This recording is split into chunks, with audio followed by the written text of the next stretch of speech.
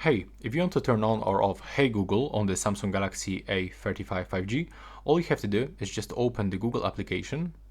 Now from this, click on your account in the right upper corner, and now you have to scroll down and open this settings. From this you have to scroll, open the Google Assistant, and now you have to select Hey Google and voice match.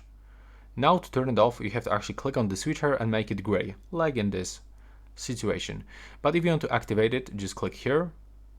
Now from this, scroll down, click I agree, scroll down one more time, and after you clicking I agree one more time, you will actually get this kind of the circle, and you have to say the Hey Google and other phrases for like 5 or even 6 times until this circle will be full with this blue frame.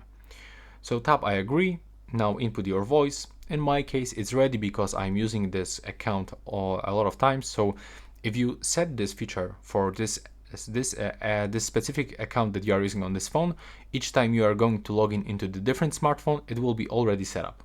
So now we have to click next one more time, tap I agree, and now when you say Hey Google or OK Google, it will be actually activated, and that's how it looks. Right now, please subscribe.